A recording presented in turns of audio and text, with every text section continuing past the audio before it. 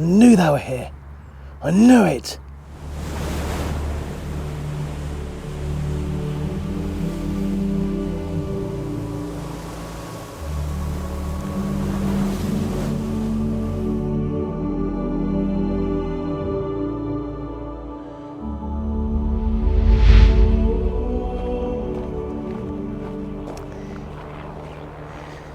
Good morning.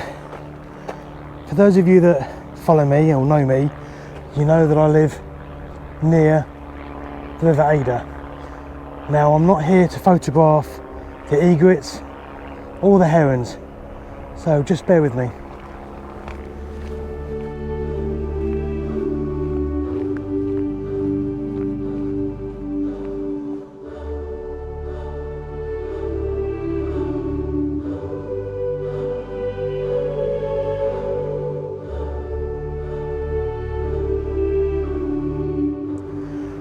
What we'll hear is the reason for today's visit, and the wildlife I'm looking for today is the kingfisher. Now, for those of you that follow me on Instagram or YouTube, you'll know that I'm just getting back into my canoeing, having had like 5 years of not being out on the water, and I thought it'd be nice if I could combine my canoeing with photography. So there's been a few videos on egrets and the herons and being on the water for photography. But I came out Sunday just for a paddle, just over 6 miles I think I did, and I was around this point at high tide, which was quite a high tide. It was 6.66 meters, and we're nearly low tide now, so you can see the massive difference in the height. And this ledge here was just underwater. In fact, it was enough underwater that I managed to put my canoe on that and then sat on the bank up here and had my lunch. But whilst I was here, I noticed that this stretch of river has overhanging trees and bushes that most of this river, being so cleaned up, doesn't. And I think mainly it's because of the old cement works, where it's just been left. It hasn't been, this whole bank hasn't been cleared up. And while sitting here, I noticed either the same kingfisher twice or 2 different kingfishers flying past. Now, I didn't see where they were perched for fishing because it was a fleeting moment for me. Hadn't thought about looking for kingfishers here. So today I've come back deliberately at low tide because I wanted to see how much these branches overhang the tidal river here, and they don't. When it's low tide, there's no overhang of water, so there'll be no point in the kingfishers fishing here. So I don't know whether they go elsewhere to fish during low tide or whether they just wait for twice a day to fish. Now, I know that like first thing in the morning when they're first woken up would be the ideal time, but because tide times change, it's not going to be for a little while until we have high tide in the morning when it's light. Later on in the morning, but just not first thing. So I just wanted to come along today and find a stretch where I know that I want to wedge myself down, and then I can bring my pop-up hide when it's near a high tide, and possibly in the morning, hopefully early in the morning, and sit and get an idea of where the kingfishers are. Well, I'm going to hang around for a couple of hours now anyway and see if I can get a fleeting flyby of them.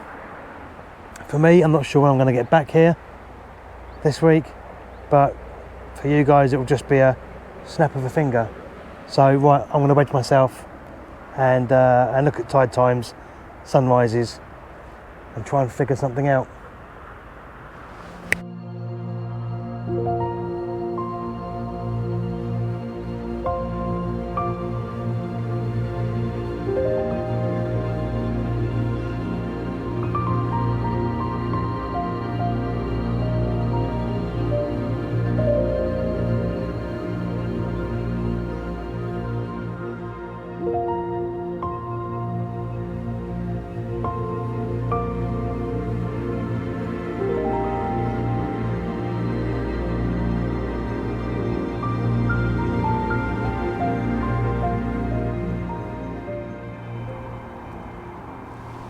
So what I'm looking for are overhanging branches and posts, and there's a nice post over there, but I'm hoping to find overhanging branches that may have signs that the kingfishers use it. I'm hoping to maybe find some poo marks on potential waiting posts. So I'm just working my way along this section of bank, and then I'll move further along and have a closer look along the next stretch.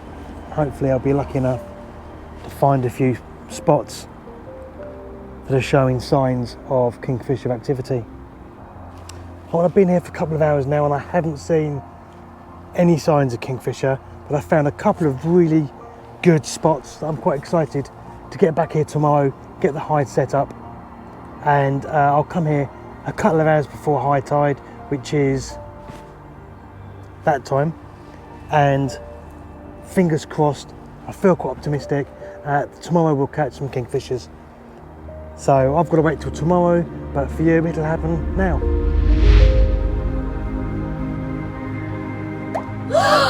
Blimey, it's a miracle. Well, it is tomorrow and I am back. The sun has been out, but we've got some clouds over at the moment. We've had a little bit of rain, which I think was kind of forecast, and we are an hour and 20 from high tide, which is this time. I'm right on that little ledge that I put my canoe up on last weekend, but I don't believe the tide's going to get this high. I am keeping an eye on it,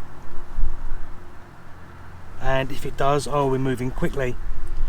But to where I got now, as I was setting up my tripod, I got a fleeting look at the kingfisher from my side of the bank crossing, and he ended up on, let me just focus that in, just on that branch that you can see in the middle of the screen to the right of the concrete panel. He then flew over and landed on that first post, which is there, and he was there for about just under a minute, and then he flew back off right back up the river, and that was about 20 minutes ago. So I'm hoping that he'll be back. He's keeping my fingers crossed. And as usual with the kingfisher, I heard it before I saw it flying. And there's over 100 different variations of kingfisher, and the most famous one, I guess, is the kookaburra from Australia, who's got that very distinctive sound, which I won't try and impersonate. Here in the UK, our native variation of the kingfisher is that really striking iridescent blue and orange that you tend to see as that light reflects off its feathers as it shoots past. Well, the sun's coming back out now, which is lovely, and that tide is coming up quick. Okay, well, I'm going to sit here, keep my eyes peeled, not talk to the camera for a bit, have my coffee and my sandwich, and sit and wait for a while, see what happens.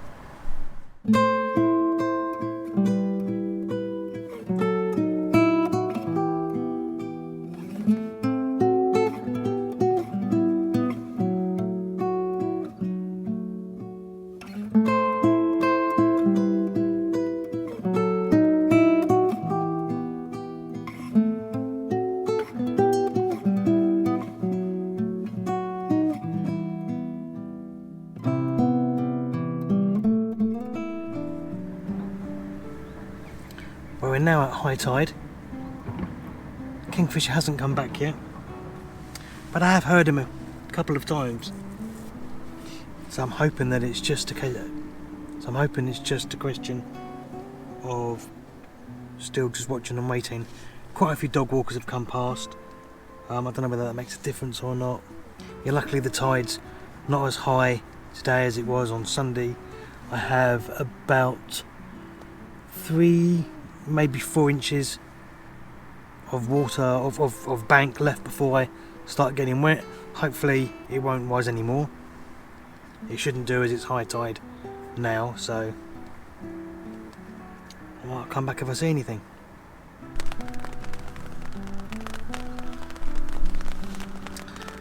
And here's that rain again.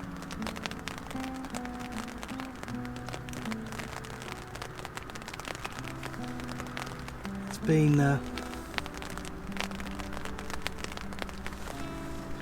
been a week of a few drips of rain this week, so I'm now just sat looking at one post through the camera as opposed to looking round.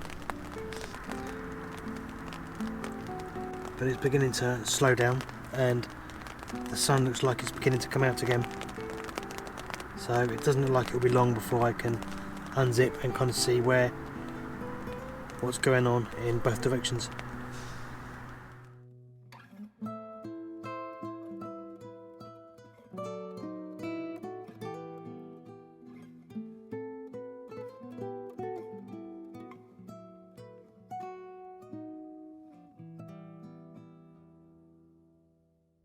Well, it was a 5 AM start on Tuesday, and it was actually quite a cold one because as the sun came out it pushed that cold air down onto the river.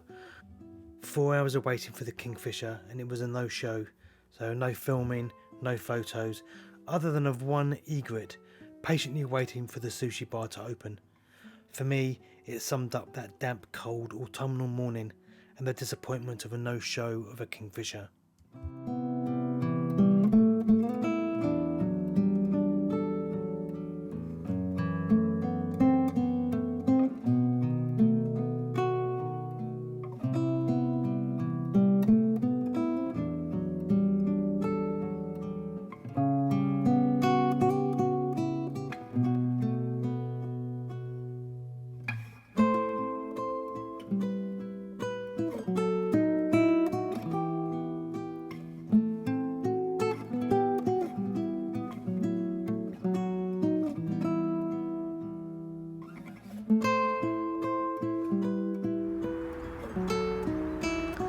Right, we're now Thursday.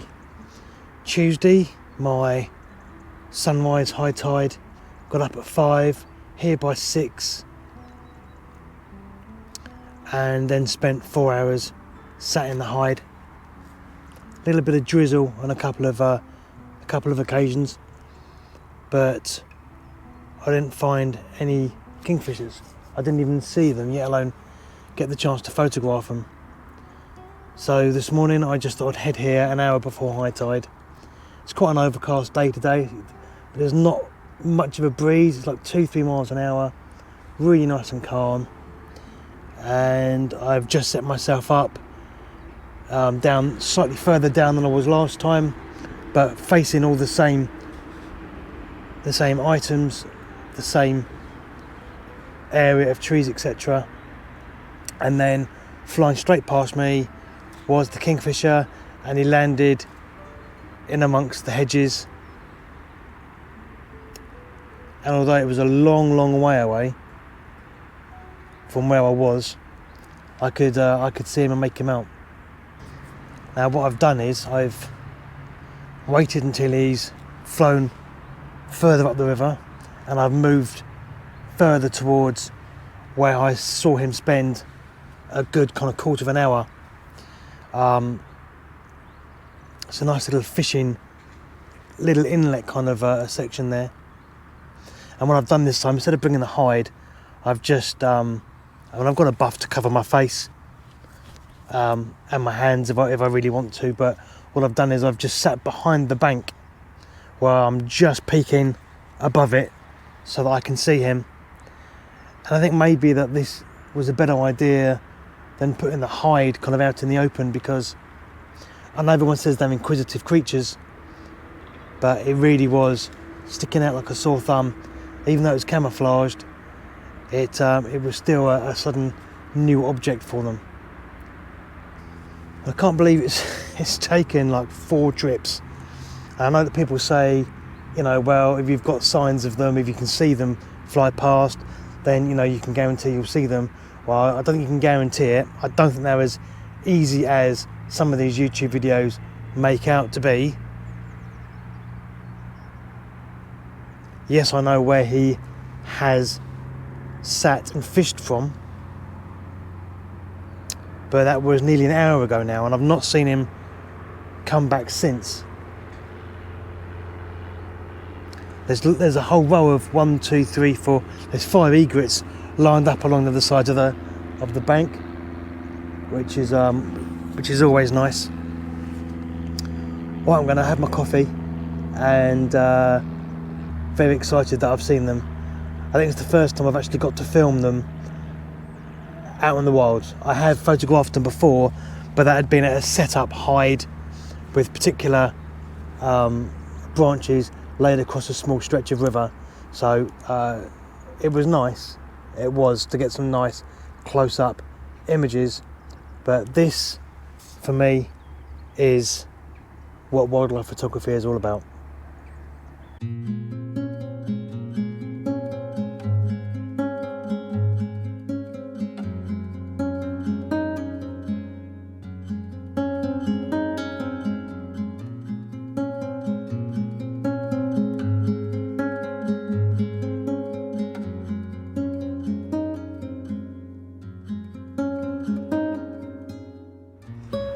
Now, the section that I was photographing him on, where the water's now receded a fair bit, is not overhanging the water anymore.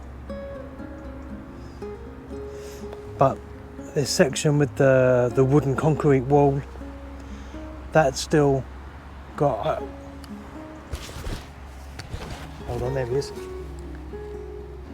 It's just a shame he's just on the other side of all the branches, which is a shame, because it'd be nice for him to be on this side, just so I can get a better view of him. I knew they had to be here somewhere, just in the fact that I'd seen them 2 or 3 times flying past, but never to see where they landed. But just wait, watch, persevere, watch some more, wait a bit longer. Patience is a virtue, and then maybe, just maybe, you'll see what you came to see. And that's a good feeling. It would be nicer to be closer and for him to not be the other side of branches and twigs, etc. But how I'm still very pleased that I get to see him. It's as much about the experience as it is about filming and photographing for me.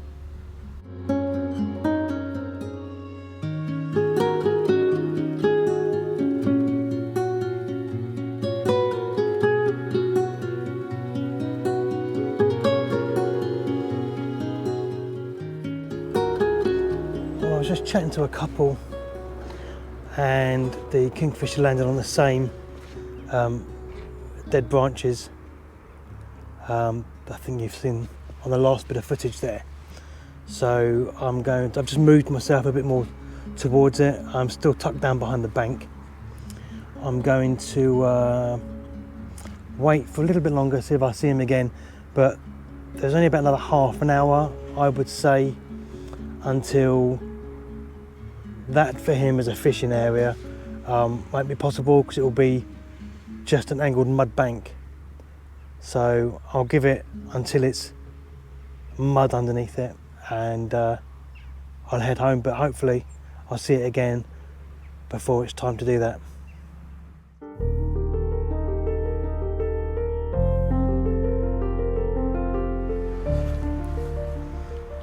Well, unfortunately it didn't appear again on there, and it is just now mud underneath it. In fact, the whole stretch, as far as I can see now, is just got mud underneath it and not any fishing area. I'm going to assume that for maybe about a 3-hour stretch, like an hour before high tide, that hour of high tide where it tends to just hang before it pushes its way back out again, and then about an hour before it gets too low for him to fish on this little stretch along here. So I'm very pleased I got to see them twice filmed, and I've seen them I think 3 or 4 times today, and maybe half a dozen just low line flybys. Obviously I've seen the egrets again today, which I do love to see. They're gorgeous little birds, and something else I couldn't identify, but I'm sure I've put on the screen what it was when I was filming it. I'm going to head home and get a very late lunch now. If you've liked the video, then please give it a thumbs up, that helps. And if you don't subscribe and you'd like to, then that would be great, because that really helps the channel grow. And if you want to know when my next video is out, then click on the notification tab and that will let you know. All that leaves me to say is, for me, thanks for watching, see you soon, bye for now.